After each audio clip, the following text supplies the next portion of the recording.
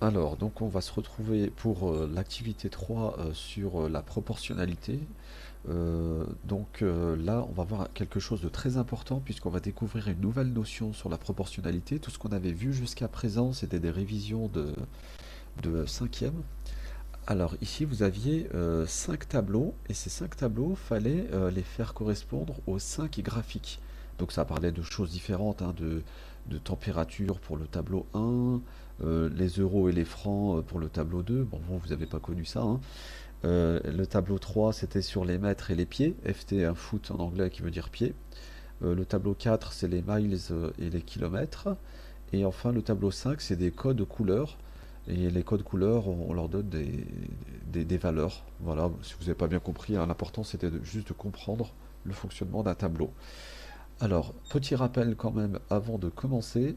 Euh, voilà, alors sur un repère, on rappelle qu'un repère, c'est constitué de deux axes perpendiculaires.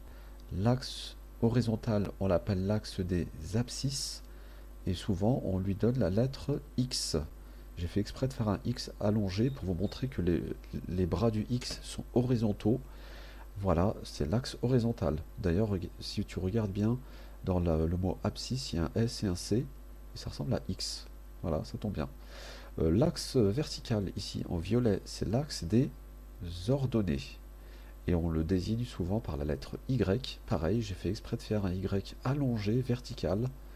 Voilà, ça va beaucoup te servir les années d'après. D'accord. Ensuite, alors, quand tu as un tableau, eh ben, la première ligne, c'est l'abscisse. La deuxième, c'est l'ordonnée.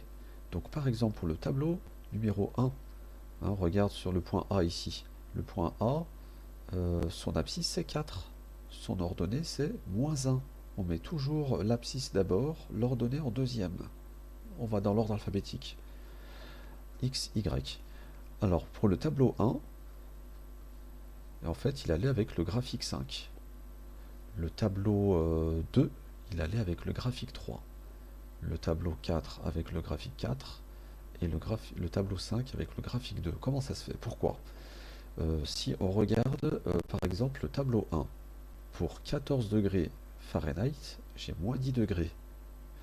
Eh bien, c'est bien ce qu'on a dans le tableau 5.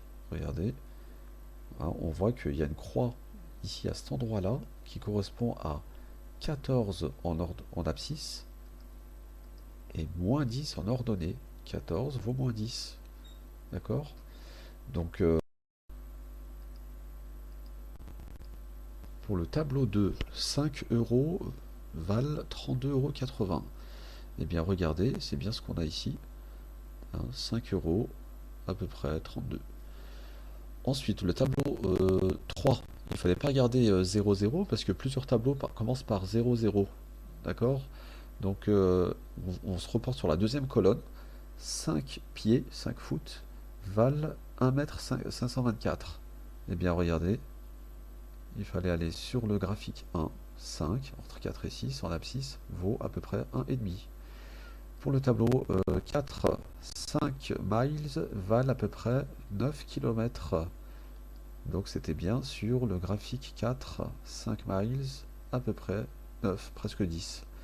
Et enfin, pour le tableau 5, 50 pour la valeur du rouge vaut 49,1 pour la valeur du H. Donc 50 vaut 50, hein. Donc là, c'est le graphique 2. Voilà. Alors maintenant, il fallait également repérer si on avait des tableaux de proportionnalité. Donc à ce moment-là, regardez le tableau 1, il n'est pas proportionnel. Pourquoi? Parce que regardez, euh, si on a 0 ici, d'accord? 32 vaut 0. Et 59, c'est à peu près le double de 32. Or, le double de 0 ne vaut pas 15. Donc il n'y a pas proportionnalité, c'est pas possible. Le tableau 2, il est proportionnel. Le double de 5, c'est 10. Le double de 32, c'est 0,8, ça fait bien 65,6. Quand on a proportionnalité, une colonne, lorsqu'on la multiplie, eh bien, c'est la première ligne et la deuxième qu'on multiplie. Pour le tableau 3, alors voilà, graphique 3, hein, tableau 2, je l'ai entouré.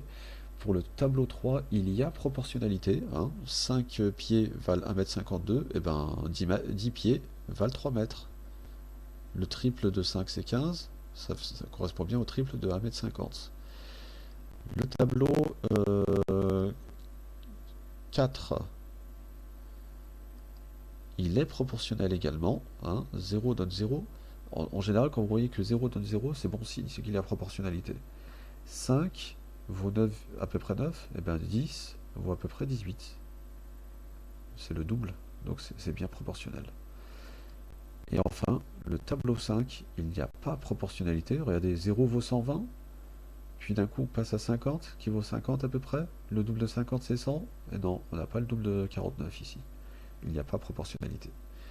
Eh bien regardez, j'ai entouré ici les graphiques et les tableaux pour lesquels il y avait proportionnalité. Le graphique 1, c'est le tableau 3, le graphique 1, et regardez, lorsqu'on relie les points, on obtient des points alignés. Donc on a une droite, le graphique est une droite. Pour le tableau 2, c'était le graphique 3, les points sont alignés également. Et enfin le tableau 4, c'est le graphique 4. Si on prend une règle, on constate que les points sont alignés. Il n'y a pas que ça. Parce que regardez le graphique 5, les points sont alignés également. Hein. Mais je ne vais pas la tracer. Et on ne l'a pas entouré parce qu'on a dit que le graphique 5, c'était le tableau 1. Le tableau 1, il n'y a pas proportionnalité. Eh bien, lorsqu'il y a proportionnalité, le graphique est une droite passant par 0, 0, par l'origine du repère. Et ça, c'est tout à fait normal. En proportionnalité, si je n'achète rien, je ne paye rien. Si je ne pèse rien, j'ai 0 g. Donc ici, à chaque fois, c'est ce qu'il faut bien retenir. Et du coup, là, je vous montre la carte mentale de la dernière fois. Mais il manquait ce petit quelque chose. Comment reconnaître le graphique d'une situation de proportionnalité? C'est lorsqu'on a une droite passant par l'origine. Il faut bien que ce soit les deux conditions. Hein. Une droite qui passe par l'origine. Si c'est une droite passant à côté de l'origine, il n'y a pas proportionnalité. Si on a un graphique passant par l'origine, mais on obtient des zigzags, quelque chose de tordu, il n'y a pas proportionnalité non plus. Voilà la seule nouveauté de cette année sur la proportionnalité. Alors, il y avait le 17 à faire. Hein, ce 17, c'était vraiment pour se rappeler comment ça fonctionne. Au cours du dernier semestre, une usine d'électroménager a produit 15 200 réfrigérateurs. Le service après-vente a noté des dysfonctionnements sur 608 d'entre eux. Détermine le pourcentage d'appareils défectueux. Défectueux, c'est qui ont des dysfonctionnements. Alors, ça parle de quoi là? Ça parle de pourcentage et du nombre d'appareils. Alors, comment ça marche la proportionnalité? Même si vous n'avez pas bien compris au début, regardez, vous faites une croix. Dans cette croix, qu'est-ce qu'on fait? On sait que ça parle du nombre d'appareils et de pourcents. D'accord?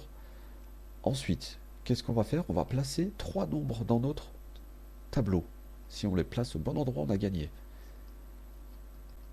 Alors, le nombre d'appareils, 15 200, hop, et ça, ce sont tous les appareils de l'usine, donc ça correspond à 100%. Dès qu'il y a un exercice sur les pourcentages, il faut mettre un 100 quelque part. Ensuite, on a un autre nombre dans l'énoncé, 608. On le met où 608?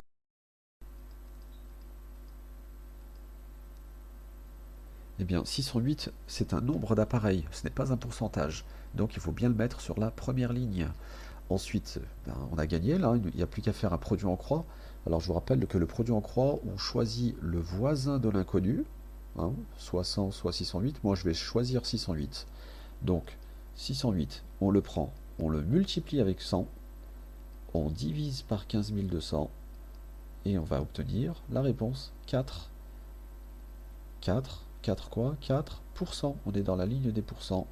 4% des appareils sont défectueux.